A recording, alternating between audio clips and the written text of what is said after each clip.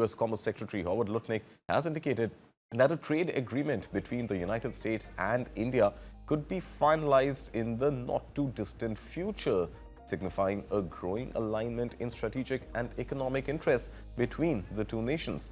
Now, speaking at the 8th U.S. India Strategic Partnership Forum in Washington, Lutnick emphasized that progress has been made by putting the right person on each side of the negotiation table, paving the way likely for a deal soon. However, Lutnick acknowledged that a major challenge in the India-US relationship has been India's long-standing preference for purchasing military equipment from Russia.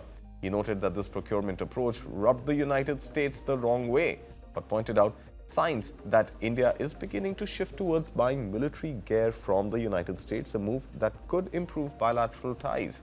He also addressed India's participation in BRICS and its stance on reducing reliance on the US dollar, which he described as a source of tension.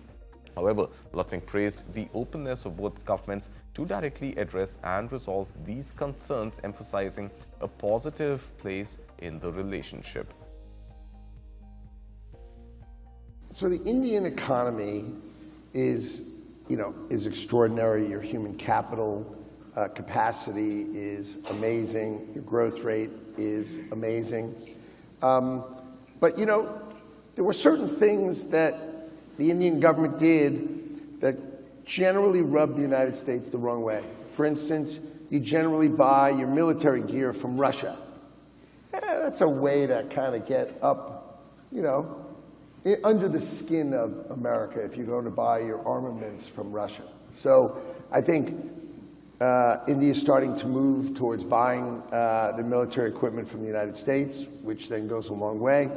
And these kind of things, just creating that relationship, being a part of BRICS, yep, right? Which is, let's move to not support the dollar and dollar hegemony. That's not really the way to make friends and influence people in America. So, the president calls that out directly and specifically, and the Indian government is addressing it specifically and directly.